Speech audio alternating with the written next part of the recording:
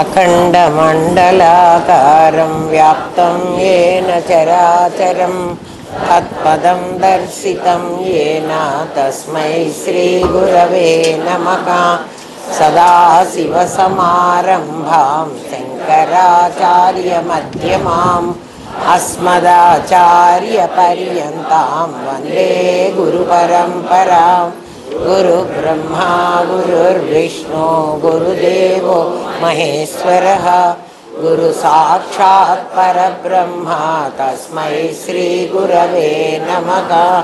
నిత్యానందం పరమసుఖదం కేవలం జ్ఞానమూర్తిం విశ్వాతీతం గగన సదృశం తత్వమస్యాదిలక్ష్యం. ఏకం నిత్యం విమలమచలం సర్వధీ సాక్షిభూతం భావాతీతం త్రిగుణరహితం సద్గురుం తం నమామి. ఓం సహనా భవతు సహనౌ భునక్తు సహ వీర్యం కరవావహై తేజస్వినావధీతమస్తు మా విద్విషావహై. ఓం శాంతి శాంతి శాంతి.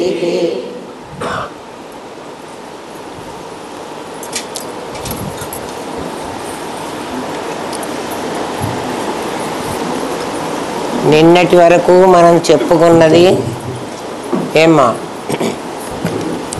మీరందరూ నిజంగా నిన్న సాధన చేసి ఉంటే, అంటే ఇళ్లల్లో కనీసం ఓ గంట సేపు అయినా కళ్ళు మూసుకుని నిజంగా నా లోపల ఇవన్నీ ఉన్నాయా అని మీరు ప్రయత్నించి ఉంటే ఇవాళ చెప్పబోయేది అర్థమవుతుంది. పాఠంలాగా విని ఉంటే మరి నేను చెప్పేదేదో చెప్తాను, మీకు అర్థం కాకపోవచ్చు. నా చేతనైనంత వరకు ఎక్విప్మెంట్స్ కూడా పెట్టుకుని చెప్పడానికి ప్రయత్నం చేస్తా.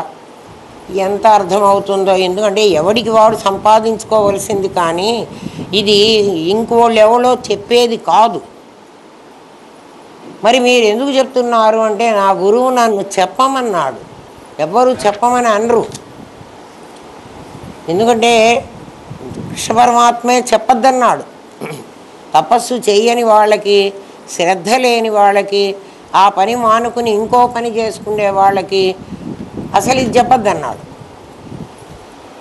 కానీ మరి నేను ఎందుకో ధైర్యం చేసి చెప్పడానికి పూనుకున్నాను.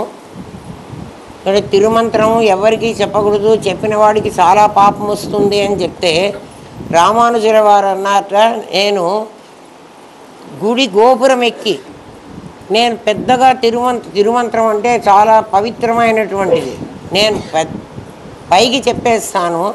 ఒకవేళ దానివల్ల పాపం వచ్చి నేను నరకానికి పోతే పోని, నిజంగా ఆ మంత్రం గొప్పదై వీళ్ళందరూ ఉద్ధరించబడితే నేను నరకానికి పోయినా పర్వాలేదని చెప్పేశాట. మరి ఎవరు నరకానికి పోయినారో ఎవరు స్వర్గానికి పోయినారో మనకు తెలియదు, కానీ పరమాత్మ కూడా గీతలో ఇతి గుహ్యతమం శాస్త్రం ప్రవక్ష్యామి అనసూయవే అన్నాడు. అసూయ లేని నీకు నేను ఇది చెప్తున్నాను అన్నాడు.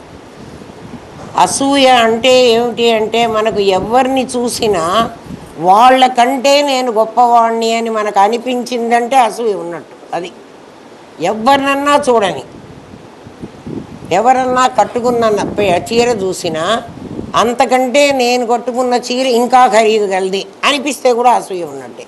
అది అంటే ఇంకెవరితోనన్నా కంపేర్ చేసుకుని కదా, నీ నగ కంటే నా నగ చాలా బాగుంది, మీకు ఉదాహరణ కోసం చెప్తున్నా. నీకంటే నేను చాలా కలర్ ఉన్నాను అరే అనుకోవటం లేదా, నవ్వుకుంటున్నారు కానీ అది కూడా అసూయే. అటువంటి వాడికి కూడా చెప్పద్దన్నారు. మరి మనలో అటువంటి కూడా లేని వాళ్ళు ఉన్నారా? లేరు. అయినా మీరు ఎందుకు చెప్తున్నారమ్మా అంటే, నేను చెప్తున్నా, నా గురువు నన్ను అమ్మ నీకెట్లా తెలిసిందో అట్లా చెప్పన్నాడు. అంటే నాకు తెలిసినటువంటి పద్ధతి, అందుకని నేను చెప్తున్నాను, చాలా శ్రద్ధగా వినండి కదా. మనం నిన్నటి వరకు ఏం చేసామంటే, మన లోపల కాలి గోరు దగ్గర నుంచి బ్రహ్మరంధ్రం వరకు ఒక ఖాళీ ఉందని కనుక్కున్నాం. అవునా కదా? ఆ ఖాళీలో అనేక రకాలైనటువంటి వస్తువు సామగ్రి కూడా ఉంది. ఆ సామగ్రి గుండె కావచ్చు, ఊపిరితిత్తులు కావచ్చు, నరాలు కావచ్చు, అన్నవాహిక కావచ్చు, ఏనైనా అంటే సప్తవిధ ధాతువులతో కూడిన వస్తువులు అవన్నీ మన లోపల ఉన్నాయి. ఇవి ఉండాలంటే ఒక ఖాళీ ఉండాలి, ఉండకపోతే అందులో లేదు. ఇవన్నీ ఉన్నప్పుడు అంటే ఆ వస్తువు కనపడుతోంది, దానికి వెనక ఉన్నటువంటి ఖాళీ కూడా మనకు కనపడదు, కానీ ఉంది. టేబుల్ ఉంది అంటే కింద నేల లేకపోతే టేబుల్ దేని మీద నుంచుంటుంది? నుంచోదు కదా. మనకు టేబులే చూస్తాం. ఎవరింట్లోకైనా మనం ముందు ఎంటర్ అవ్వగానే ఇంట్లో ఉన్న వస్తువులే కనపడతాయి, కానీ ఆ ఇల్లుంట్లో ఉన్న ఖాళీ మనకు కనపడదు, మనం చూడం. అట్లాగే ఎవరైనా ఒక నగ మెళ్ళో పెట్టుకున్నారంటే అది వెంటనే మనం ఏం చూస్తామంటే ఆ నగ పైన ఉన్నటువంటి ఆ నగిషీనో దాని సౌందర్యాన్నో చూస్తాం. మనకై మనం దాన్ని చూస్తే తప్ప ఇది బంగారం వెనక ఉంది అని మనకు తెలియదు కదా.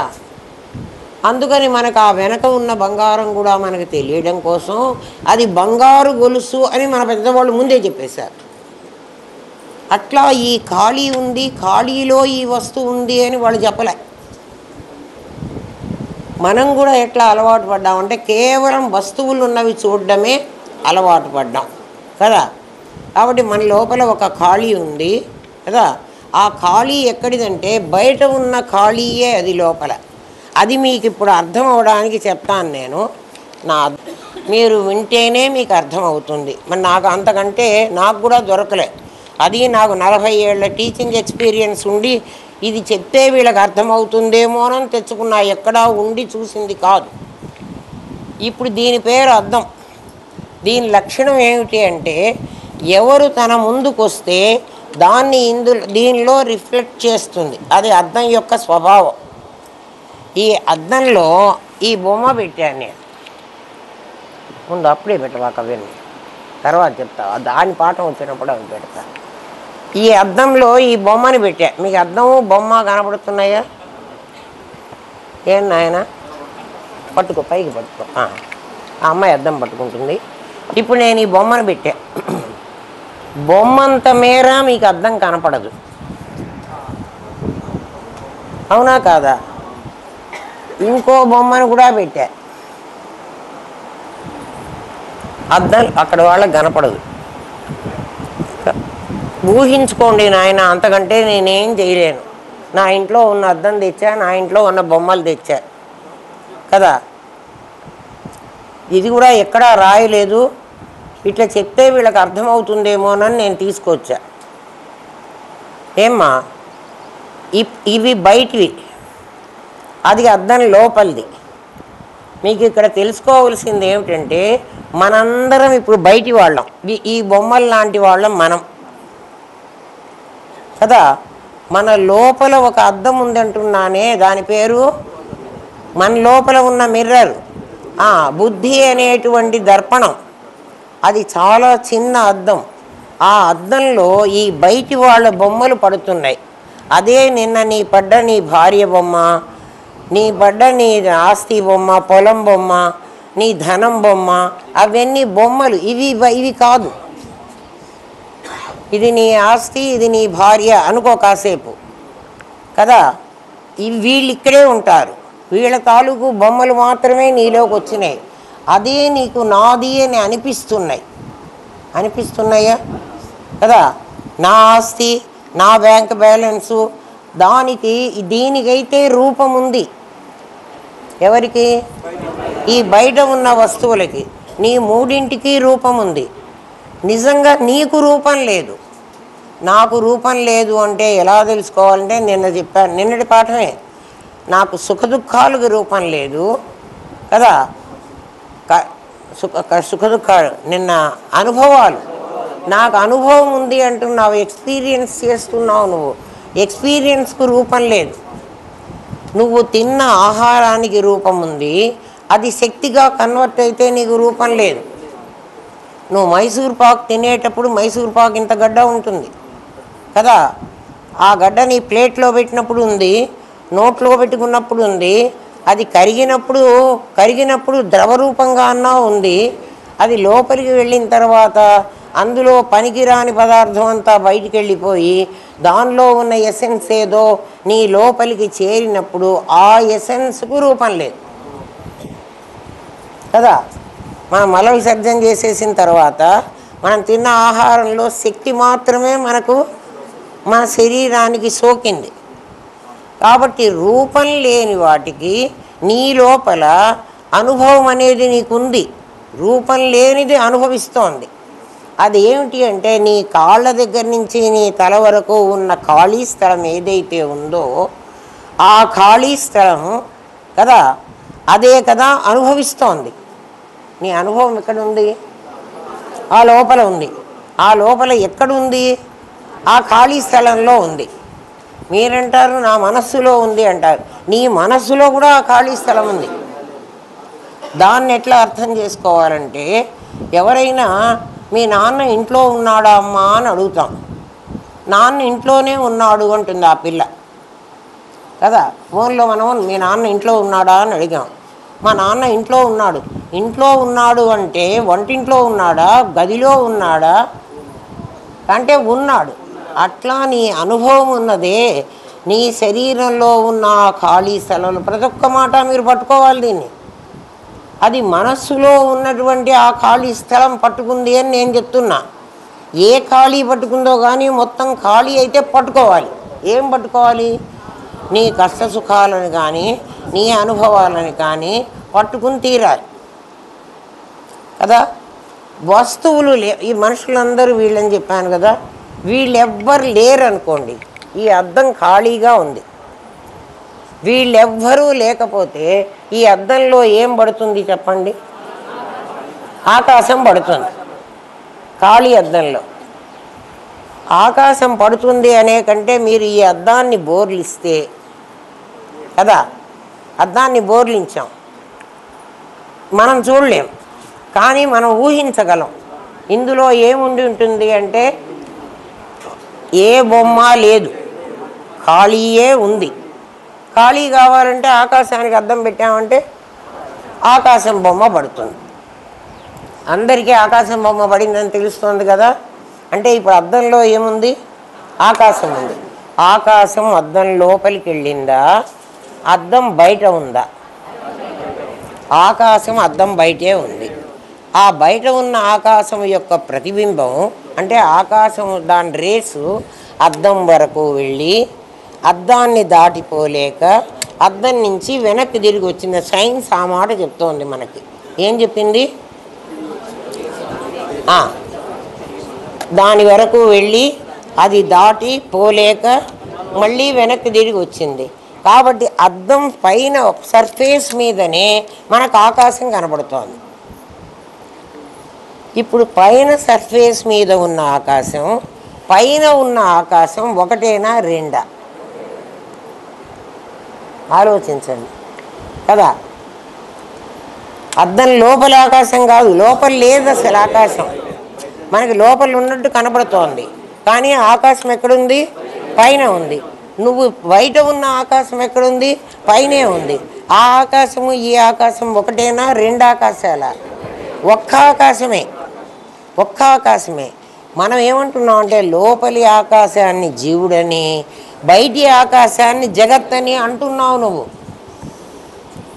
ఇప్పుడు జీవో బ్రహ్మైవ అన్న పదానికి అర్థం ఏమిటి అంటే, జాగ్రత్తగా వినండి, జీవుడు బ్రహ్మమే అన్నది. జీవుడని నువ్వు ఎవరిని అనుకుంటున్నావు? అద్దం లోపలి వాడిని అనుకుంటున్నావు. అద్దం లోపల ఆకాశం. రంగనాయకుడు ఉన్నాడా లేడా? పాఠం చెప్పినప్పుడు గ్రూప్ సరే పోన్లే, నాకు అనవసరం. అద్దం లోపల ఉన్నటువంటి ఆకాశం, అద్దం బయటి ఆకాశం. అద్దం బయటి ఆకాశాన్ని తత్తని, అద్దం లోపలి ఆకాశాన్ని త్వమ్మని గురువుగారు మనకి తత్తు త్వం అసి అని చెప్పారు. బయటిది లోపలిది ఒకటి ఎట్లా అవుతుంది అని నీకు క్వశ్చన్ రావాలి. ఇప్పుడు లోపలి ఆకాశాన్ని నేను బయట పెడుతున్నా. లోపలి ఆకాశాన్ని నేను బయట పెట్టానా? అది బయటే ఉంది, కానీ లోపల ఉన్నట్టుగా నాకు అనిపించింది కదా. బయట ఆకాశాన్ని లోపల ఉన్నట్లుగా నాకు అనిపించింది. అది లోపల ఉంటే ఈ బయటి ఆకాశానికి లోపల ఆకాశానికి మధ్యలో నాకు అద్దం అడ్డం ఉంది. అద్దం ఎందుకు పెట్టాము అంటే, అడ్డం అనేది ఏమీ లేదురా, నీ లోపల నీ బయట అనేది నువ్వు రెండు అనుకుంటున్నావు, నిజంగా రెండు లేవు, ఒక ఆకాశమే. ఆకాశము ద్వివిధంబైనట్లు, ఆకాశము రెండు ఆకాశాలైనట్లు ఆ మాయ లోపలి ఆకాశము బయటి ఆకాశము అని రెండు ఆకాశాలు నీకు చూపిస్తున్నది. అద్దం లోపలిది అంటావు, అద్దం బయటిది అంటావు. అద్దం లోపలిది నిన్నటి నుంచి మన శరీరంలో ఉన్న కాలిగోరు దగ్గర నుంచి పై వరకు ఉన్న ఆకాశం. నిన్న ఏం చెప్పానంటే, నాయన ఈ కాస్త తీసేస్తే ఈ లోపల ఆకాశం బయటి ఆకాశం ఒకటవుతుందని చెప్పా. అంటే నిన్నటి పాఠంలో మనకి ఆకాశమంతా పరమాత్మ అయితే అందులో ఒక ముక్క జీవాత్మ, ఒక అంశ అని చెప్పానే. అట్లా అనుకున్నప్పుడు మీకేమైంది? ఈ మధ్యలో తీసేస్తే వీడు వాడు ఒకటవుతాడు. మైసూర్ పాకు ముక్కని ఇక్కడ కట్ చేశాను కాబట్టి ఇది చిన్న ముక్క అయింది. ఈ కట్ చేయకపోతే అది ఇది ఒకటి. కానీ అంతకంటే పై లెవెల్ ఇప్పుడు వచ్చాం. మీకు లెవెల్స్ అర్థమవుతున్నాయి కదమ్మా. నీకు లోపల బయట అని రెండు ఉన్నాయి అని చెప్తున్నాను, నిజంగా అవి రెండు లేవు. మరి రెండున్నట్టుగా నాకు ఎందుకు కనపడుతోంది? నాకే కాదు, వాడికి అందరికి కనపడుతోంది. ఎందుకు కనపడుతోంది అంటే అది మాయ. యామా సా మాయ. ఏదైతే లేదో ఉన్నట్లుగా నీకు కనబడుతోందో అది మాయ. మాయ పదానికి అర్థం తెలిసిందా?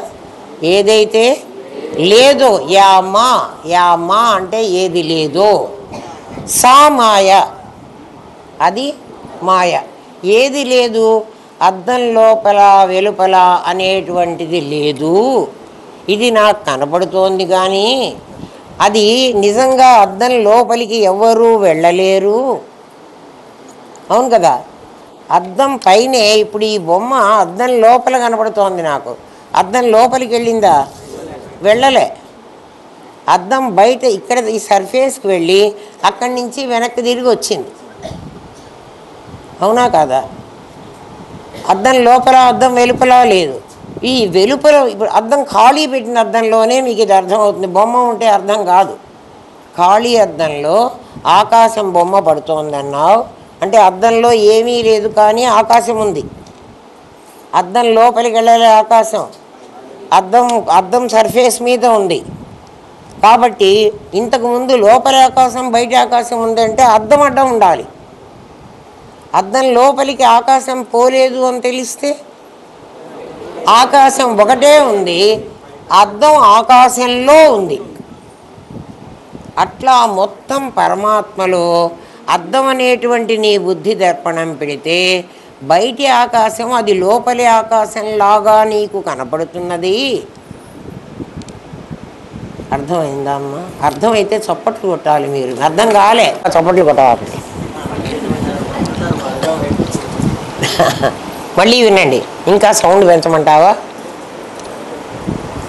నాయన జాగ్రత్తగా వినండి. మీకు ఏం చెప్తున్నానంటే, బయటి ఆకాశం లోపల అద్దం బయటిది లోపలిది అని మీకు రెండు కనబడుతున్నాయి. అంతవరకు అర్థమైంది కదా. అద్దం లోపలికి అంటే అది లోపలిది జీవాత్మ అని, బయటిది పరమాత్మ అని, దీని పేరు తత్ అని, దాని పేరు త్వం అని అంటున్నాం. ఇప్పుడు గురువు ఏం చెప్తున్నాడంటే, ఒరే లోపలికి ఏం పోవడానికి వీల్లేదురా, లోపలికి పోయే అవకాశం లేదు. నీ బయటి బొమ్మ అద్దం వరకు వెళ్ళి అద్దం మీద పడి అద్దం మీద నుంచి వెనక్కి రాబట్టి నీకు అక్కడ ఉన్నట్టుగా కనబడుతోంది. కానీ అక్కడున్నది ఇక్కడున్నది ఒకటే అంటే ఇదంతా ఆకాశమే కదా. ఈ ఆకాశమే కదా అద్దం వరకు అద్దం లోపలికి వెళ్ళినట్టు మనకు కనబడుతోంది. లోపలికి వెళ్ళదని చెప్పాం కదా. అప్పుడు ఈ పైనుంచి ఈ మొత్తం ఉన్నది ఒక ఆకాశమేనా, రెండు ఆకాశం? మరి ఇక్కడ జీవుడేడి, దేవుడేడి? జీవుడు దేవుడు ఇద్దరున్నారా? ఇందాక ఎందుకున్నారు? అట్లా లోపల ఉన్నట్టు కనబడటం మాయ. అది లోపల లేదు, అది బయటిదే అంటాం మాయ లేకపోవడం. ఇప్పుడు అర్థమైందా? ఇప్పుడు మాయ అంటే ఏమిటి? లోపల ఇంకొకడు ఉన్నాడు, బయట నిన్నటి దాకా మీకు లోపలే ఆకాశం కనబడుతుంది, బయట కనబడ్డల్లా. ఏమ్మా, లోపల ఒకటి ఉన్న కనబడుతోంది, బయట లోపల రెండు కనబడుతున్నాయి. పైగా లోపల ఉన్న జ్ఞానం వల్ల గదిలో దీపం వెలిగించుకుంటే లోపలవి మాత్రమే కనబడుతున్నాయి. ఎందుకని? ఆకాశం లోపల మాత్రమే ఉంది అని అనుకుంటున్నావు. ఎవడైతే ఉంది అనుకున్నాడో లోపల, జాగ్రత్తగా వినండి, లోపల ఉంది అని నువ్వు అనుకుంటున్నంతసేపు నీవు లోపల జీవుడివైనావు, ముక్కవైనావు. నేను లోపల అసలు నాకు లేదు, లోపల బయట అనేటువంటిది నాకు లేదు. ఇవన్నీ నా శరీరం అంతా మధ్యలో అడ్డం ఉన్న చర్మం వరకే కదా మనం నా శరీరం అంటున్నాం. అర్థమవుతోంది కదమ్మా? అది లోపల, ఈ చర్మం దాడితే లోపల, చర్మం బయటకు వస్తే ఇది నా శరీరంలో మీకు నేను లోపల బయట అని చెప్తున్నా. నా శరీరాన్ని అద్దం అనుకోండి, అంటే నా లోపల ఒక అద్దం ఉంది, ఆ అద్దంలో నా బొమ్మ పడింది. ఆ బొమ్మ ఎట్లా పడిందో అది ఇంకొక చోట చెప్తాను. బొమ్మ ఎట్లా పడింది వద్దు, మరి ముందు పడిన బొమ్మ సంగతి ఆలోచించండి. అప్పుడు లోపల లేదు, ఒక్కటే ఉంది, రెండు ఉండడానికి అవకాశమే లేదు కదా. లోపల ఒకటి బయట ఒకటి ఉందని అనడానికి వీల్లేదు. లోపల నీకు కనబడుతున్నది, లోపల ఉన్నట్టుగా కనబడుతున్నదేదో అది బయట ఉన్నదే. అది బయట ఉన్నది లోపల ఉన్నది అని అనటానికి వీల్లేదు. ఎందుకంటే అది అద్దం లోపలికి అది ఒకటిగానే ఉంది, ఏకం నిత్యం. ఎందుకంటే అద్దం మొదటి నుంచి ఆ ఆకాశం వరకు ఇదంతా ఏకం, ఇది నిత్యం, ఇది విమలం, దీంట్లో మాలిన్యం లేదు కదా. అంతవరకు అర్థమైంది కదా అందరికీ. అప్పుడు జీవుడు ఉన్నాడా లేడా? జీవుడు లేడు. మరి జీవుడు ఇందాక ఉన్నాడు కదా. నా శరీరం లోపల అని అనుకుంటే నేను ఊరికే అనుకున్నానా అండి? నా శరీరం లోపల అని నేను ఊరికే అనుకున్నానా?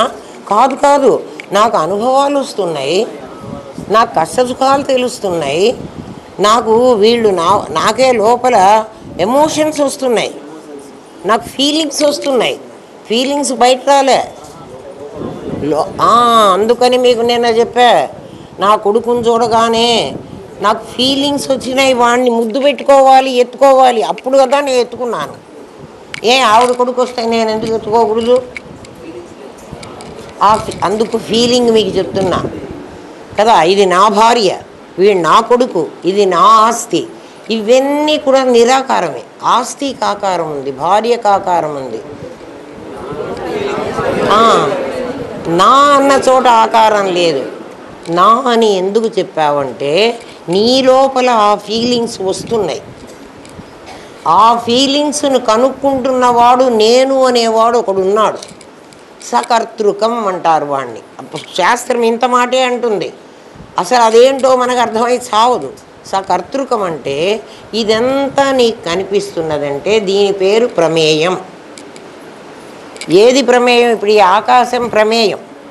ఒకటే ఆకాశం ఉందని చెప్తున్నా, రెండు ఆకాశాలు లేవు. అది మాత్రం స్టాండర్డ్గా నిలబెట్టేసుకోండి. అది మర్చిపోతే మళ్ళీ పాఠం మీకు తర్వాత అర్థం కాదు. అందరికీ ఆకాశం ఒకటే ఉందని అర్థమైందా కదా? ఒకటే ఉంది. బొమ్మ కూడా ఒకటే ఉంది, రెండుగా కనబడుతోంది. పై చూడండి, ఈ బొమ్మ నుంచి వెళ్ళిన కిరణాలు అద్దం వరకు వెళ్ళి అద్దం మీద నుంచి వెనక్కి వచ్చినాయి. రెండు బొమ్మలు ఉన్నట్టు నీకు కనపడుతున్నాయి. ఒక బొమ్మను మేము వస్తువు అన్నాం, ఒక బొమ్మను మేము ఆభాస అన్నాం. లేకపోతే ఇది నేను, ఇది నా నీడ. నా నీడ నాలాగే ఉంటుంది కానీ నా నీడకు ఒరిజినాలిటీ లేదు. ఇప్పుడు అర్థమైందా? ఆభాస వస్తువు, కానీ ఇవి రెండుగా కనబడుతున్నాయి కానీ ఇవి ఒకటే. అట్లా వీడు దేవుడు వీడు జీవుడు అని నీకు రెండుగా కనబడుతున్నాయి కానీ అద్దం మీద నుంచి ఈ పార్ట్ అంతా ఒకటే, అద్దం లోపలికి వెళ్ళలే కదా. అప్పుడు జీవుడు ఏమవుతాడు? బ్రహ్మమే అవుతాడు. సిద్ధాంతం అమ్మా ఇది. దీన్ని కాదంటానికి ఎవ్వడికి అధికారం లేదు. అర్థమైంది కదా. ఇప్పుడు నేను ఎవరో కనుక్కోవాలి మనం. నాది మీకు తెలిసిపోయింది.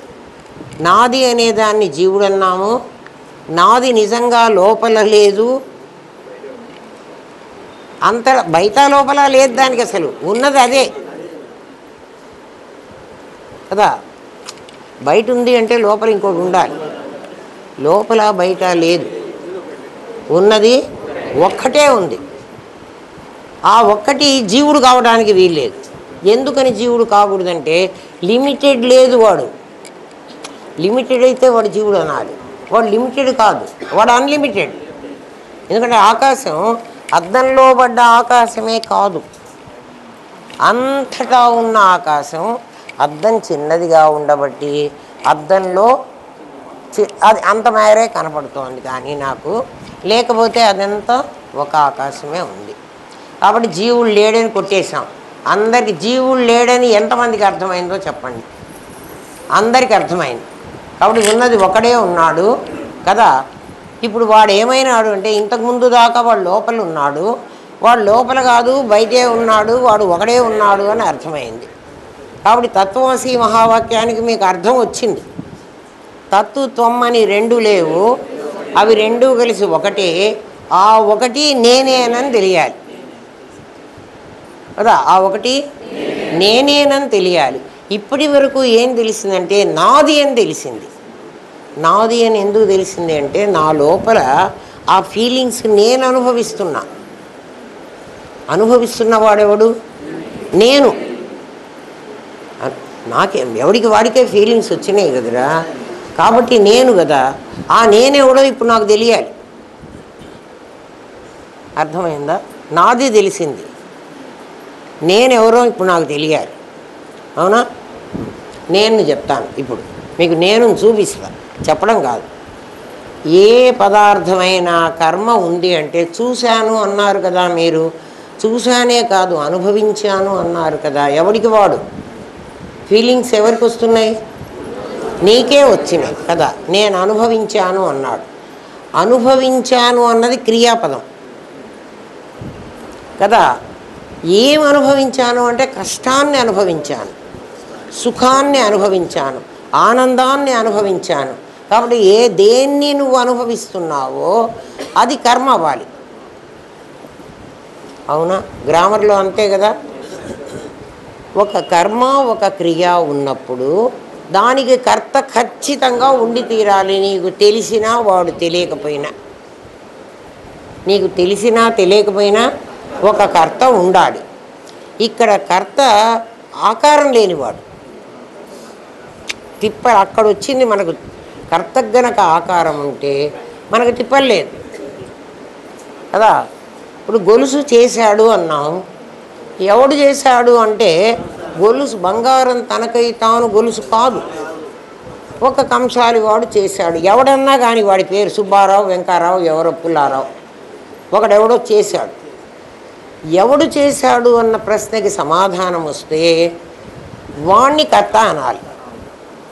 శాస్త్రం వాడి పేరు నిమిత్త కారణం అని పెట్టింది. నిమిత్త కారణం అంటే వాడికి సంబంధం ఉండకూడదు, వాడికి సంబంధం ఉండకూడదు, పని చెయ్యాలి వాడు. సంబంధం ఉండకూడదంటే కమ్మలు తయారు చేసిన కంసలి వాడు నా చెవుల మీద కూర్చుంటానంటే వీలు కాదు. సంబంధం ఉండకూడదంటే వాడు కమ్మ తయారు చేసి నాకు పడేసి వాడి దారిలో వాడు బతికుండాలి. లేకపోతే నా కమ్మలు చేసిన కంసలివాడు నా చెవుల్లో వేలాడుతూ దాని కమ్మలు చేసిన కంసలివాడు దాని చెవులకు వేలాడితే నిమిత్త కారణం కర్తకి సంబంధం ఉండకూడదు. ఎవరితో? ఏ వస్తువుని కర్మతో సంబంధం ఉండకూడదు. మనం కర్మతో అందాం, కర్మ ఒకటి కాదు కదా, ఏం చేసినా ఆ కర్మతో వాడికి సంబంధం ఉండకూడదు. అటువంటి వాడిని అనాలి, కర్తని నిమిత్త కారణం అనాలి. దేనితో తయారు చేశాడు అన్న, ఎవడు తయారు చేశాడు అన్నదానికి నిమిత్త కారణం. దేనితో తయారు చేశాడంటే ఉపాదాన కారణం. అప్పుడు మట్టితో చేశాడు, కుమ్మరి చేశాడు. మట్టి ఉపాదాన కారణం, కుమ్మరి నిమిత్త కారణం కావాలి. ఎప్పుడు అంటే రూపం కనిపించిన వస్తువుకి. ఇక్కడ నాకు జీవుడికి రూపం లేదు. ఎక్కడుందిరా, లోపల ఉన్నవాడు బయట ఉన్నవాడు ఒకడిని తేల్చి పారేసాం. మరి అది మళ్ళీ మర్చిపోవకండి. ఆ స్టెప్ మర్చిపోయినా అంటే ఇంకో స్టెప్ నీకు అర్థం కాదు. వీడికి రూపం లేదు. రూపం లేదు కాబట్టి వీడు కర్త కర్మ కూడా, అంటే ఉపాదాన నిమిత్తాలు కూడా వాడే కావాలి. వాడు ఏం కావాలి? నిమిత్తం వాడే కావాలి, ఉపాదాన. అందుకే పరమాత్మ భగవద్గీతలో సదసత్యాహమర్జున అన్నాడు. అర్జున, నేను సత్తు అసత్తు కూడా నేనేనన్నాడు. రెండు నేను అన్నాడు. ఇక్కడ మనకు రెండు వేరువేరుగా ఉంటేనే మనకు అర్థమవుతోంది కదా. నిమిత్త కారణం ఉపాదాన కారణంలో చేరిపోయినాడంటో మనకు అర్థం కాదు. కుమ్మరివాడు కుండలో దూరాడంటే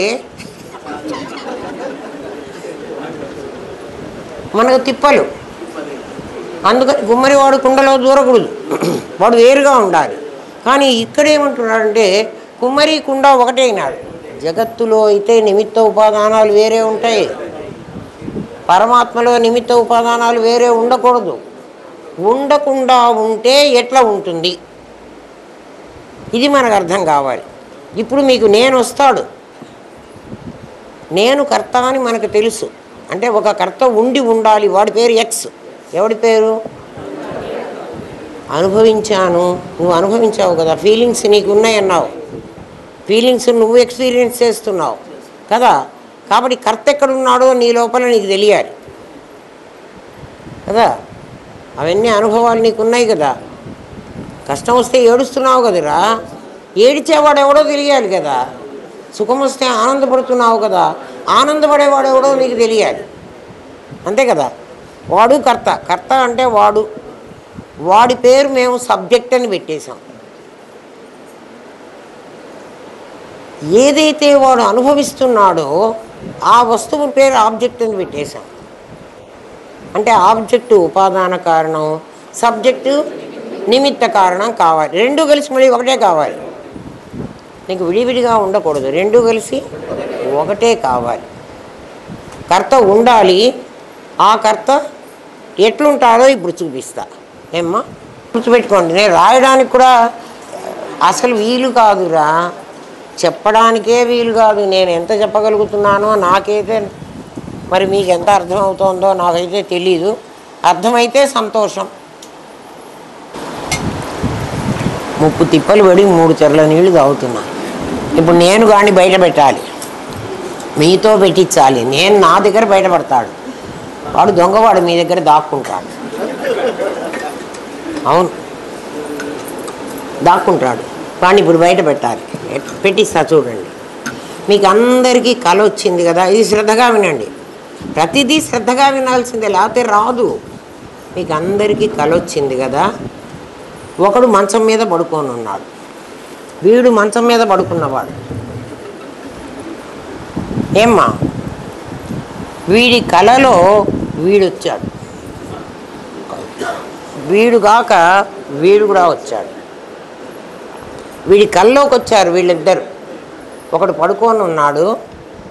ఈ పడుకున్న వాడికి నేను పడుకుని నిద్రపోతున్నాను అన్న స్ఫురణ లేదు. పడుకున్న వాడికి ఏం లేదు, స్ఫురణ లేదు. నేను పడుకుని నిద్రపోతున్నాను అని, నేను ఫలానా వాడిని అని, నేను ఎర్ర చీర ఇదో ఏం చీర పచ్చ చీర కట్టుకున్నానని, అసలు వాడెవడో వాడికి తెలియకపోతే వీడి పేరు జీవుడు కదా. జీవుడు బ్రహ్మమైన ఆ స్టెప్ పక్కన పెట్టుకోండి. జీవుడు విడిగా ఉన్నప్పుడు మీకు చెప్తున్నా కదా. వీడు పడుకొని నిద్రపోతున్నాడు, వీడికి నిద్రపోతున్నాడు నిద్రపోతున్నాడంటే అర్థం ఏంటి? వీడికి అజ్ఞానం ఆవరించింది. అజ్ఞానం ఆవరించినప్పుడే తనను తాను మర్చిపోతాడు. వీడికి కల వచ్చింది. వీడి కలలో వీడొచ్చాడు. వీడు కలలో లండన్ వీధుల్లో తిరుగుతున్నట్టు కల వచ్చింది వీడికి. వీడికి ఏం కల వచ్చింది? వీడు పడుకొని నిద్రపోతున్నాడు. నేను నిద్రపోతున్నానని వాడికి తెలియదు. వాడికి కలలో ఏమని వచ్చిందంటే, నేను కలలో లండన్లో కారు నడుపుతున్నాను అని వీడికి కల వచ్చింది. ఇప్పుడు కారులో ఒకడు వీడు కూర్చొని ఉండాలి కదా,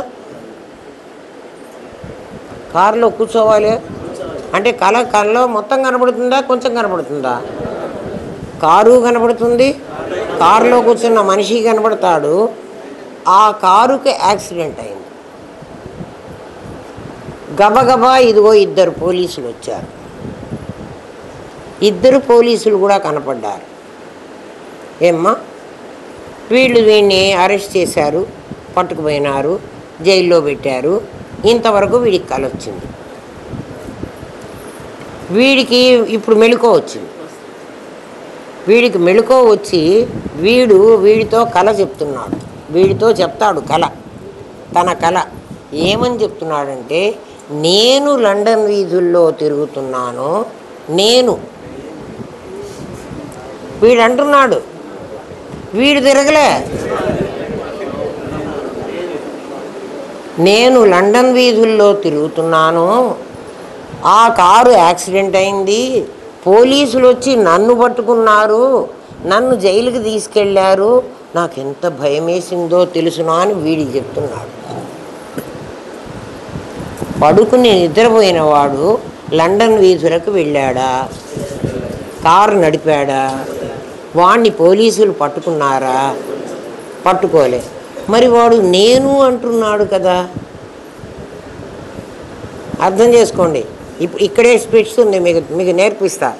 వీడు నేను అంటున్నాడు అంటే ఎవరు ఆ అనుభవాన్ని పొందారో, పోలీసులు పట్టుకోవడం, కారు యాక్సిడెంట్ అవ్వడం, ఒక ఎక్స్పీరియన్స్ వచ్చింది కదా. ఆ ఎక్స్పీరియన్స్ని ఎవడు అనుభవించాడు? ఎవడో ఒక కర్త అనుభవించాడు. ఆ కర్త పేరు నేను. ఆ కర్తని వీడు తనకే ఆపాదించుకున్నాడు. వీడు అసలు ఇక్కడ పడుకున్నాడు, ఇక్కడ పడుకున్నాడు. ఇప్పుడు వీడి లాంటి ఒక నేను అక్కడ పెట్టి, వీడి శరీరం లాంటి శరీరాన్ని అక్కడ సృష్టించి, అంటే వాడి శరీరం వాడి ఉపాదానం, వాడి నిమిత్తం వాడి నేను. అట్లాంటి నేనే ఈ నేను.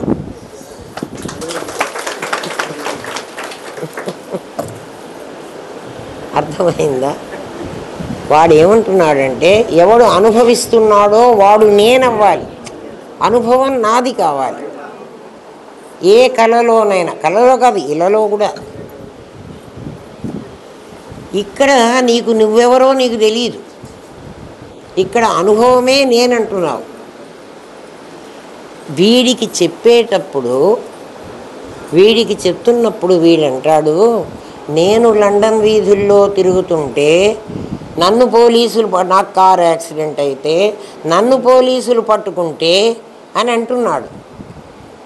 ఎవరిని పట్టుకుంటే అంటే, వీడు సృష్టించిన మనిషిని పోలీసులు పట్టుకున్నారట. వాడి నిమిత్తం వాడి ఉపాదానం వీడే సృష్టించి, ఆ రెండిట్లో నిమిత్తాన్నేమో యాక్సిడెంట్ అయ్యి అనుభవించినట్టు, ఉపాదానాన్నేమో పోలీసులు పట్టుకుపోయినట్టు.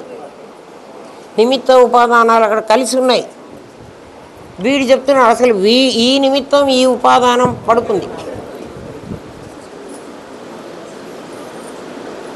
వీడితో కళ చెప్పేటప్పుడు నేననే చెబుతాడా? అంటే ఆ కర్తృత్వాన్ని ఎవడేసుకున్నాడు? వీడి మీద వేసుకున్నాడు. అట్లా పరమాత్మలో నుంచి నువ్వు ఈ శరీరాన్ని ధరించి, అంటే నీ కళలో వీడి కళలో వీడు పొందిన శరీరం లాంటిది ఇప్పుడు నీ శరీరం కదా.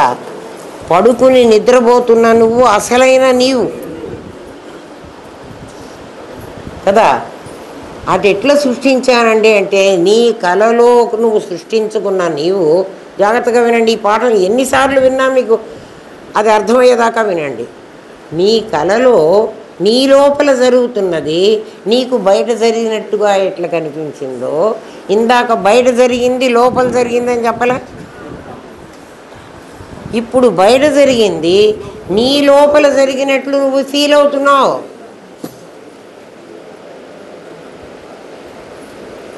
అర్థం కాదులే, చాలాసార్లు వినండి కదా. నీ కళ నీ లోపల జరుగుతోంది.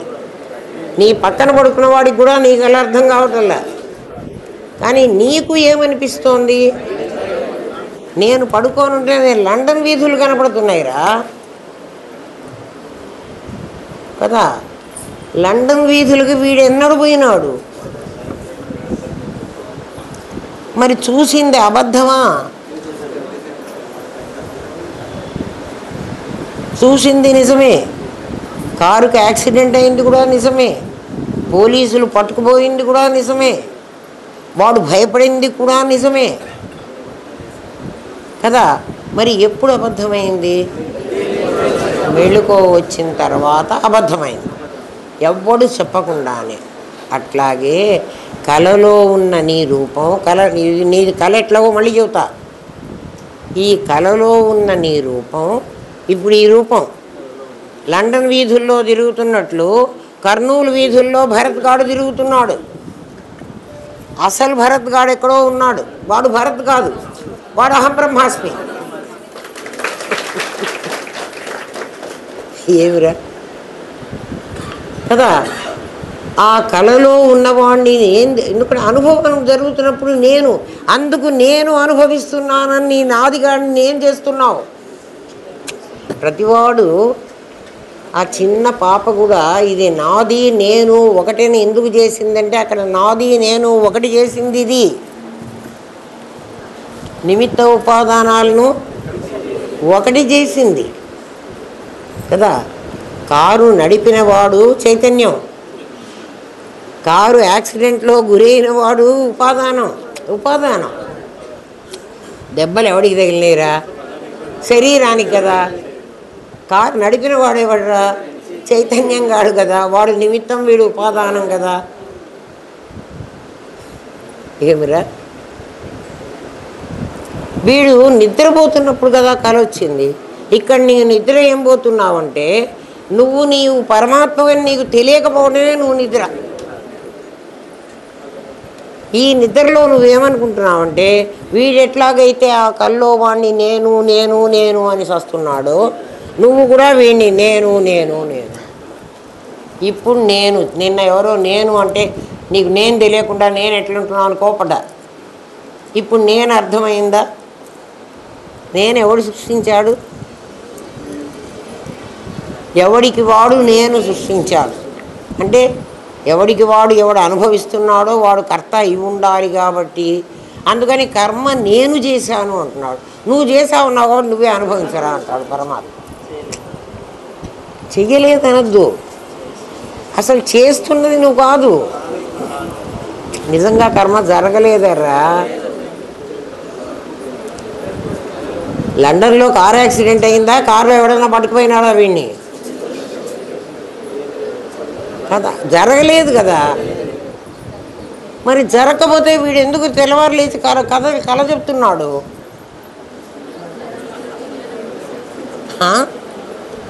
జరిగినట్లు వాడు అనుకుంటున్నాడు. అనుకోకపోతే రాదు కదా. ఆ అనుకున్న దాన్ని వాసన అన్నా కదా. నువ్వు ఏ వాసన పెట్టుకుంటే ఆ కళ వస్తుంది. రాత్రిపూట మనం పడుకున్నప్పుడు మనకు అమెరికాలో ఉన్న వాళ్ళు ఎవరో మన కళకి రారు.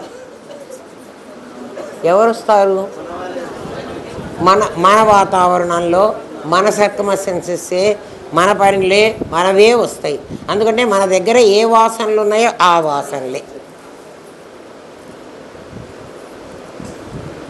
ఇవాళకి ఇంత చాలులే. ఇంకా చెప్పానంటే నేను తర్వాత స్టెప్లు కూడా చెప్పగలను. కానీ మీరు నా అవతల స్టెప్ చెప్పేప్పటికి ఇది మర్చిపోతే నాగతే ఏమిటి? ఇప్పటికే చాలా చెప్పేశా, ఇంత చెప్పకూడదు. ఎందుకంటే కదా అజీర్ణం అయితే మళ్ళీ ఏమన్నా ప్రాబ్లం వస్తుంది, మళ్ళీ మందులు ఇవ్వాలి. ఇంతవరకు గుర్తుపెట్టుకోండి. ఇప్పుడు ఏమైంది, ఇవాళ ఏం గుర్తొచ్చింది? లోపల బయట అని రెండు లేవు, ఉన్నది ఒకటే. లోపల ఉన్నవాడిని జీవుడు అంటున్నావు, బయటి వాడిని దేవుడు అంటున్నావు.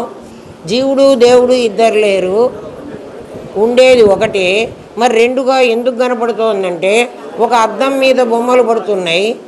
ఆ అద్దం ఏమిటంటే నా చైతన్య, నా దగ్గర ఉన్న బుద్ధి అనే దర్పణం. అట్లా చిన్న చిన్న దర్పణాలు, ఎన్ని దర్పణాలు ఉంటే అన్ని బొమ్మలు పడతాయి. నిన్న చెప్పా, గోదావరి నీళ్ళల్లో కుండలు ఉన్నాయి, కుండలోకి ఒక సూర్యుడు వచ్చాడు. ప్రతి సూర్యుడు ప్రతిబింబమే, నిజం కాదు. ఏమ్మా అట్లా అనుభవిస్తున్న ఉపాదానం అయితే ఏది అనుభవిస్తున్నదో ఉపాదానం అనుభవిస్తుంది, అనుభవం దానికి ఉంది. ఎవడు అనుభవిస్తున్నాడో వాడు ఖచ్చితంగా కర్త అయి ఉండాలి. ఉపాదానానికి అనుభవం ఉండదు కదా, అది జడం కదా. అందుకని నిమిత్తానికే అనుభవం ఉండాలి. నా దగ్గర నిమిత్తం ఉన్నట్టు నాకు తెలియదు. నిమిత్తాన్ని నేను అందులో ఎట్లా చూడాలి అంటే, నా కలలో నేను చూసిన వాణ్ణి నేను నేను అని వాణ్ణి అంటున్నాను కాబట్టి ఈ కలలో వీణ్ణి నేను నేను అంటున్నా. ఎక్కడెక్కడ అనుభవం అయితే ఆ అనుభవం జరుగుతున్నవాడు నేను అంటున్నా. నిజంగా అక్కడ నేను ఎవడు అంటే నిమిత్త కారణం. నేను ఎవరమ్మా? నిమిత్త కారణం. నిమిత్త కారణం పరమాత్మ తప్ప ఇంకోటి ఉండటానికి వీల్లేదు. కాబట్టి అహం బ్రహ్మాస్మి. ఏమ్మా, ప్రతి నేను బ్రహ్మాస్మియే, అంతే కదా. ఇన్ని నేన్లు లేవు, ఇన్ని నాదులు ఉన్నాయి. ఇన్ని నాదులు ఎందుకున్నాయి? అన్ని అద్దాలు పెట్టుకున్నాం. అద్దం లోపల అద్దం బయట అని రెండు లేవు. అద్దం బయటే ఉంది అంతా, కాబట్టి అద్దమే అడ్డం ఉంది. ఈ గదిలో ఇన్ని అద్దాలు పెట్టేస్తే, చాలా అద్దాలు ఇట్లా పెట్టేసామనుకోండి, నేను ఒక్కడే ఇన్ని అద్దాల్లో ఇన్ని యాంగిల్స్లో నేను వేరే వేరేగా పడతానని పడినా. అది అహమస్మి, అనేకో అహమస్మి కదా. ఇప్పుడు మీకు ఇంకో క్వశ్చన్ రావచ్చు. మీరు ఒకళ్ళే అద్దాల్లో పడ్డప్పుడు అన్ని అద్దాల్లో మీరు వేరువేరుగా కనపడుతున్నారు కదండి. అంటే నేనే ఈ యాంగిల్లో ఒకళ్ళకి, ఈ యాంగిల్లో ఒకళ్ళకి, ఈ యాంగిల్లో ఒకళ్ళకి, కానీ మొత్తం యాంగిల్స్ కలిపిస్తే మీరు ఒకళ్ళు ఎట్లున్నారో అట్లే కనపడ్డారు కదా. ఇక్కడ మాకు నేనులు ఇన్ని రకాలు కనపడుతున్నాయే, అన్ని కనపడుతుంది. మీరు అహం బ్రహ్మాస్మి అంటే అందరం ఒక నేనుగానే కనపడాలి కదా. అంటే నాయన, మీ అద్దాల్లో చాలా చాలా తేడాలు ఉన్నాయి. మీ అద్దాల్లో ఏమున్నాయి? చాలా తేడాలు ఉన్నాయి. కొన్ని కాన్కేవ్ లెన్సెస్, కొన్ని కాన్వెక్స్ లెన్సెస్, కొన్ని ఎర్రద్దాలు, కొన్ని పచ్చ అద్దాలు, కొన్ని నల్లద్దాలు, కొన్ని గాగుల్స్, రకరకాల అద్దాలు. ఆ అద్దాలన్నీ మళ్ళీ మేము ఎందుకు పెట్టుకున్నామండి? మళ్ళీ వస్తాను. ఎందుకు పెట్టుకున్నాము అంటే మూడే గుణాలు, రంగులు మూడే, వేరియస్ పర్మిటేషన్స్, కాంబినేషన్స్లో అనేక రకాలు వచ్చినాయి. అట్లా మనం ఇంతమంది తయారయ్యాం, ఇన్నిగా కనపడుతున్నాం. ఇదంతా అద్దంలో ఉండేటువంటి లోపమే తప్ప యథార్థంగా ఇన్ని కాలేదు. మనం ఇన్ని కావడానికి అవకాశమే లేదు. మనం అందరం కలిసి, ఎందుకంటే ఇందాక ఒకటే అన్నాం. ఎక్కడ ఒకటే? ఆకాశం ఒకటే. ఇప్పుడు రండి, ఆ ఆకాశాన్ని చూసావా, నువ్వు చూడలేదా? నీ లోపల ఆకాశాన్ని, బయటి ఆకాశాన్ని, బయట లోపల అని రెండు లేవని ఆకాశాన్ని, ఉన్నది ఒకటే ఆకాశం ఉందని నీకు అనిపించిందా లేదా? ఎట్లా అనిపించింది? నువ్వు దాన్ని చూసావు. నువ్వు చూస్తేనే నీకు అనిపించింది. ఎందుకంటే ఖాళీని చూడటం నీకు వచ్చినప్పుడు, నగ కాకుండా బంగారాన్ని చూడటం నీకు వచ్చినప్పుడు, రెండు ఆకాశాలు కాకుండా ఒక ఆకాశం చూడటం నీకు వచ్చినప్పుడు, అంటే దర్శించావు. నువ్వు చూసావా, చూడలేదా? ఒకే ఆకాశం అని నువ్వు చూడగలిగావు, నువ్వు చూస్తున్నావు. ఆ చూసినప్పుడు ఆగాను నేను. అందుకని మీరు చూస్తున్నారా లేదా అని చూస్తున్నా మిమ్మల్ని. దాన్ని చూస్తున్నప్పుడు నీ లోపల ఖాళీ ఉంది అని నువ్వే అన్నావు కదా. ఉంది అని నీకు ఎలా తెలిసింది అంటే నేను చూశాను అన్నావు కదా. ఆ ఉంది అంటాం సత్తు, నేను చూశానంటాం చిత్తు. కాబట్టి నీ లోపల సచ్చిత్తులే ఉన్నాయి, నీ లోపల కాదు బయట కూడా సచ్చిత్తులే ఉన్నాయి. ఇప్పుడు పూర్ణమద పూర్ణమిదం, అది పూర్ణమే. లోపల ఉంది అంటే ఇది పూర్ణమే. పూర్ణాత్తు పూర్ణముదచ్యతే, ఆ పూర్ణంలో నుంచే ఈ పూర్ణం వచ్చింది, ఈ పూర్ణంలో నుంచే కలపూర్ణం వచ్చింది. కలలో వాడు పూర్ణుడే, వీడు పూర్ణుడే. ఏం చెప్పంగా. దాన్ని నువ్వు చూసినప్పుడు అది చిదాకాశం అయిపోయింది, అది నువ్వు చూడకపోతే అది సదాకాశం. సదాకాశం అంటే ఉంది అని చెప్పాలి, చిదాకాశం అంటే కనిపించింది అని చెప్పాలి. ఆ కనిపించింది ఎవరు అంటే నేను అని చెప్పాలి కదా. ఆ నేను ఎవరు అంటే అహం బ్రహ్మాస్మి. ఆ నేను భరత్ కాదు.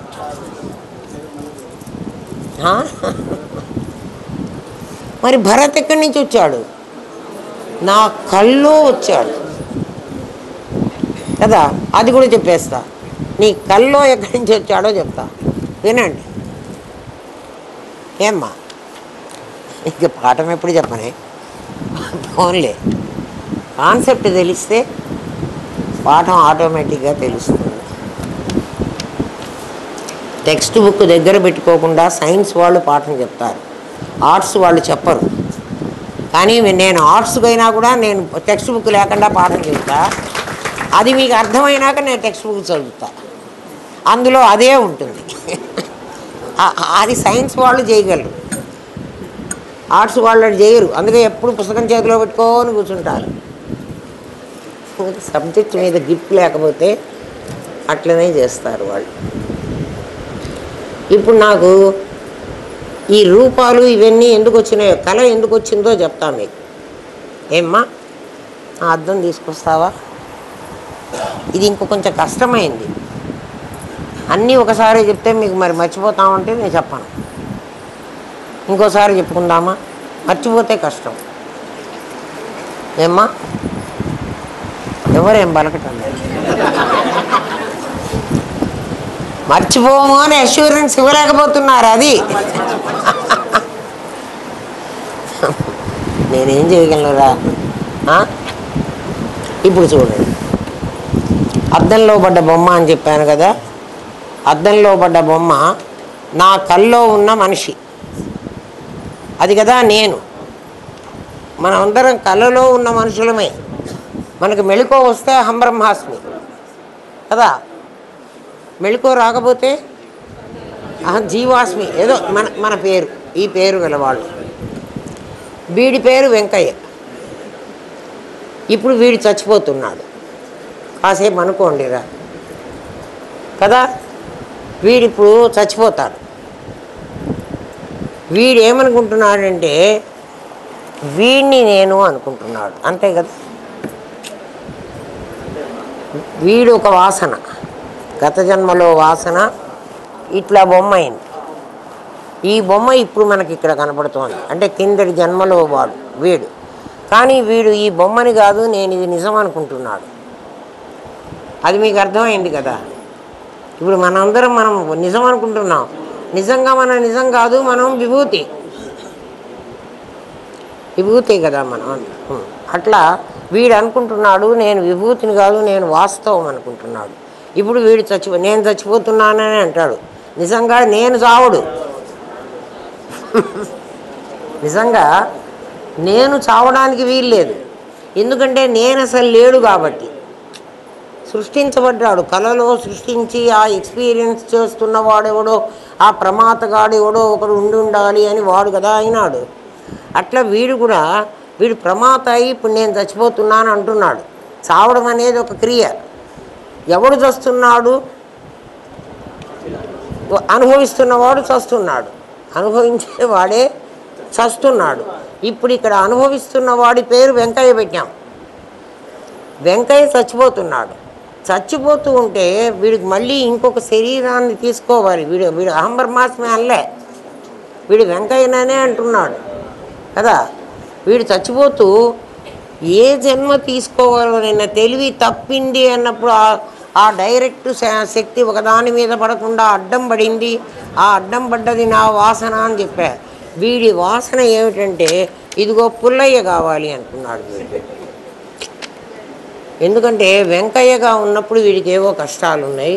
వీడి పక్కింటి వాడు పుల్లయ్య. పుల్లయ్య చాలా ధనవంతుడు కదా, చాలా వాడికి 7 అంతస్తుల మేడ ఉంది. వీడు అనుకున్నాడు నేను పుల్లయ్యలాగా ఉండాలి. అది కదరా మన కోరిక. అందుకే ముందే చెప్పా అనసూయవే అన్నాడు. మనకందరికీ మీరెవ్వరికి మాకు చెప్పొద్దు, కానీ మీ లోపల మీకేముందో చెప్పుకోండిరా. నిజంగా మీకేముందంటే మీ ఇంటి దగ్గర ఎవడో చాలా ధనవంతుడు ఉంటాడు, అదృష్టవంతుడు ఉంటాడు. వాడు ఏమనుకున్నా వాడి పనులన్నీ అయిపోతూ ఉంటాయి. అట్లాంటి వాడు ఎవడో మీ కంటపడ్డాడు. మీకేమనిపిస్తుందంటే వాడిలా మేము ఎందుకు అనుకుంటామండి అట్లా? మీరు అంటున్నారు మమ్మల్ని అన్యాయంగా. ఏం లేదు నాయన, వినండి. అంటే ఎన్ని చూసి నేను ఈ మాట చెప్తున్నానో చెప్తాను. మీ ఇంట్లో చిన్న పిల్లలు ఉన్నారు కదా, ఒక 4 ఏళ్ళు 5 ఏళ్ళు ఆ వయసు పిల్లలు మీ ఇంట్లో ఉంటే అమ్మా నాన్ననే వాళ్ళు రోజు చూస్తారు. ఎప్పుడైతే అమ్మా నాన్న కాస్త బయటికి వెళ్ళిపోతారో ఈ పిల్లలు వెంటనే ఆ అమ్మాయి ఎక్కడున్నా ఓ చిన్న టవల్ తీసేసుకొని మెల్లగా ఇట్లా బయట వేసేసుకొని నేను అమ్మనైపోయినా అంటుందే అంటలేదా చూడండి. ఆ అబ్బాయి ఏమంటాడంటే వాడు నాన్నలాగా బిహేవ్ చేద్దామని ప్రయత్నిస్తాడు.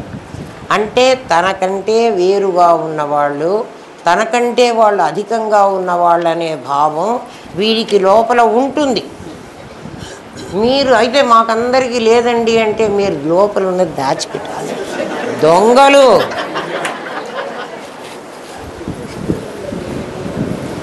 దాన్నే ఆశ అంటారు. ఆశాపాశము తాకడు నిడుపు లేదు అంతము. వారాసి ప్రావృతమేదిని వలయ సామ్రాజ్యంబు చేకూరిన భూఖండమంతా సముద్రాలు చుట్టిన భూమి అంతా నీకు ఇస్తారా అంటే కూడా స్వర్గం కూడా ఇస్తావా? ఆశ లేదు అని అనడానికి వీల్లేదమ్మా. చిన్నపిల్లలు మా గురుదేవులు మాకు చెప్పిన మాట, చిన్నపిల్లలు తొందరగా బయటపడిపోతారు, పెద్దవాళ్ళు లోపల దాచిపెట్టుకుంటారు. మా గురుదేవులు ఏమన్నారంటే ఒక ఆ షాపులు ఉంటాయి కదా, బయట పెట్టుకొని బొమ్మలు పెట్టుకొని అమ్ముతూ ఉంటారు. ఒక టేబుల్ మీద అన్ని బొమ్మలు పెట్టుకుని హరేక్ మాల్ అని, దాంట్లో ఏ మాల్ కొనుక్కున్నా పావులానో రూపాయి పావులానో ఏదో ఉంటుంది. అవన్నీ అక్కడ పిల్లల్ని వదిలేసేయండి. వాళ్ళు ఎన్ని బొమ్మలు పట్టుకుంటారో మీరే చూడండి. ముందు ఒకటి తీసుకుంటారు, అమ్మని చూస్తారు ఇట్లా పర్వాలేదా అని కదా, అంటే అమ్మ కొడుతుందేమో అని. తర్వాత ఇంకో బొమ్మని కూడా పట్టుకుంటారు, ఆ తర్వాత ఇంకోటి పట్టుకుంటారు. మా నేహాన్ని అట్లా వదిలేస్తే ఇన్ని కార్లు తీసుకుంది. ఆ డబ్బా చిన్న ఇంత కార్లు ఉంటాయి కదా, ఈ డబ్బా తీసేసుకుంది.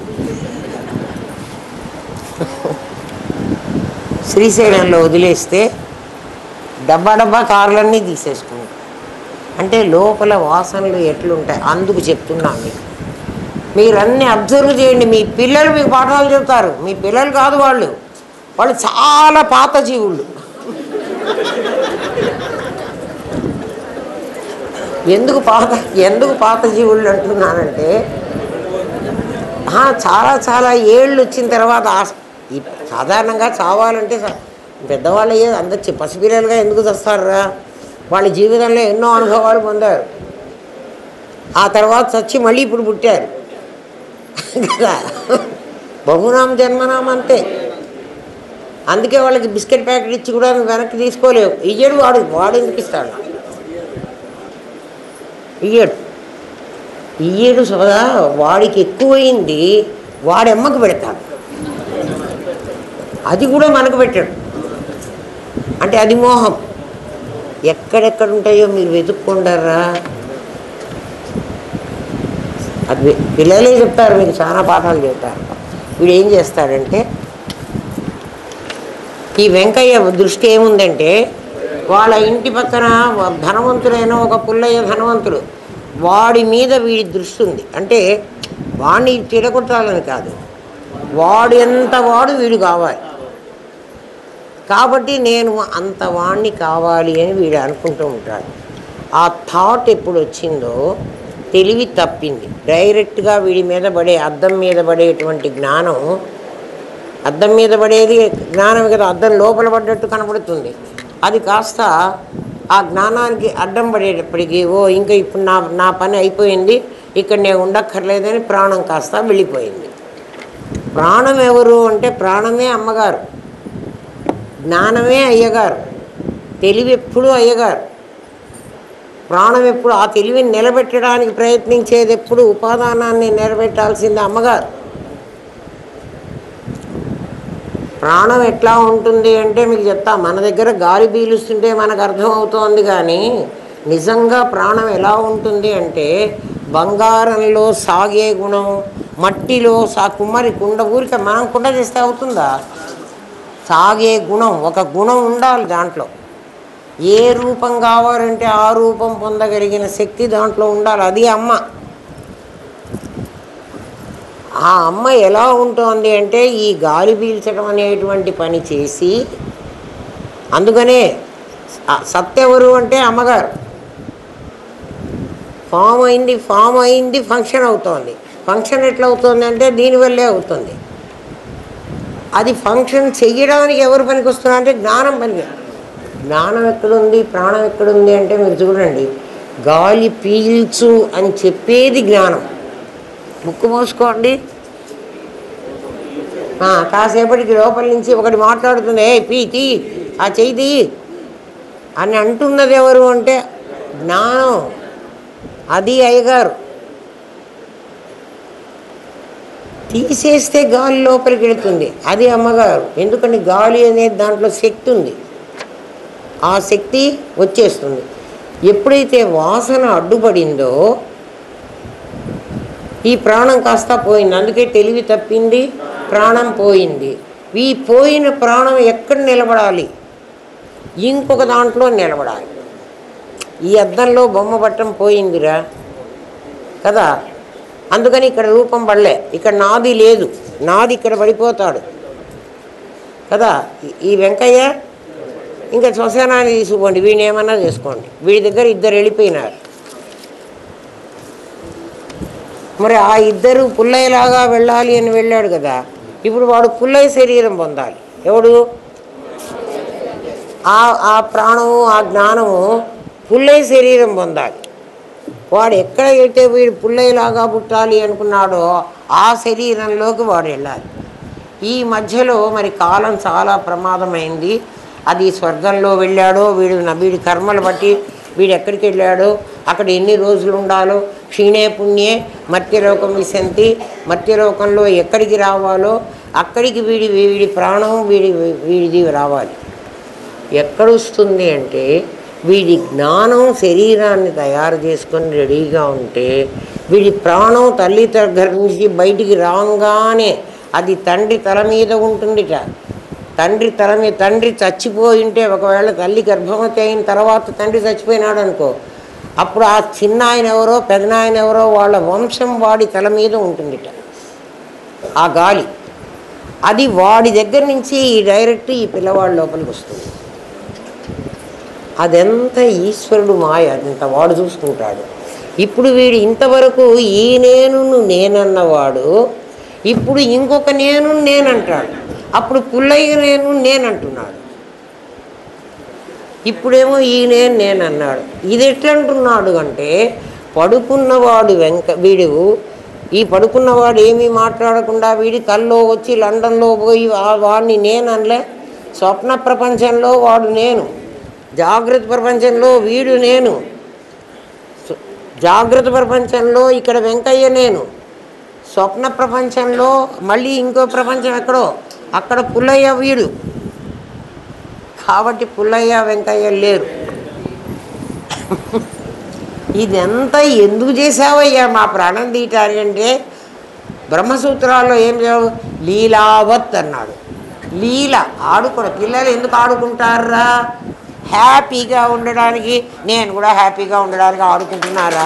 మీకేమన్నారు? ఇంకా ఏం చెప్తానరా? మీరు ఇది నిజం అనుకుని మీరు ఏడుస్తున్నారా? అందుకే బ్రహ్మ సత్యం, జగత్తు మిథ్య. జీవుడు బ్రహ్మమే. అది తెలిస్తే ఛందస్సారా, శాస్త్రసారా, మంత్రసారా అయిపోయింది. ఇంకేం, ఇంకా పాఠం రేపు చెప్పుకుందాం. పూర్ణమ బోధ అయిపోయింది. మీకు ఎంత అర్థమైతే అర్థం చేసుకోండి. దీన్నే ఎన్ని రకాలుగా అర్థం చేసుకుంటారో మీరే చూడండి. ఏమ్మా? ఓం తత్సత్. స్వస్తి ప్రజాభ్య పరిపాలయంతాన్యాయేన మార్గేణ మహిన్మహీష. ఓం బ్రాహ్మణేభ్య శుభమస్తు నిత్యం. లోకాః సమస్తాః సుఖినో భవంతు. ఓం పూర్ణమదః పూర్ణమిదం పూర్ణాత్ పూర్ణముదచ్యతే. పూర్ణస్య పూర్ణమాదాయ పూర్ణమేవావశిష్యతే. ఓం శాంతి శాంతి శాంతి. ఓం నమో బ్రహ్మాదిభ్యో బ్రహ్మ విద్యా సాంప్రదాయ కర్తృభ్యో వంశ ఋషిభ్యో గురుభ్యో నమో మహద్భ్యః. సర్వోపద్రవరహిత ప్రజ్ఞానఘనః ప్రత్యగర్ధో బ్రహ్మైవాహమస్మి బ్రహ్మైవాహమస్మి బ్రహ్మైవాహమస్మి. ఏం నాయన?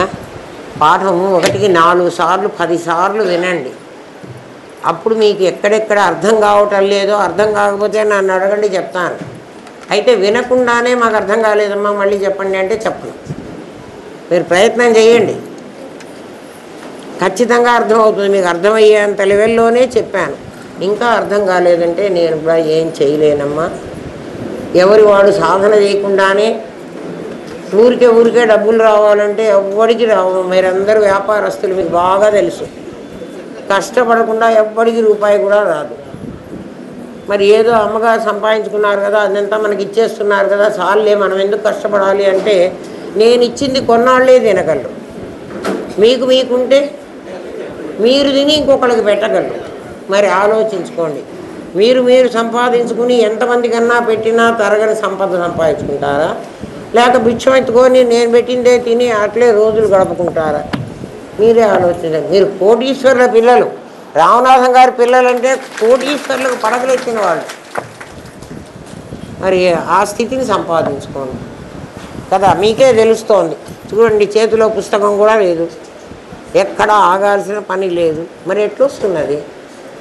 ఆయన అంత కోట్ల ధనం ఇచ్చాడు నాకు. అంత ధనం మీ ముందర పంచిపెడుతున్నా. వ్యాపారం చేసుకుంటే కిటుకు కూడా చెప్తున్నా. వ్యాపారం చేయాల్సింది మీరు చేయకపోతే ఇంకా మీ కర్మ. నన్నేం చేయమంటారు? అర్థమైంది కదా.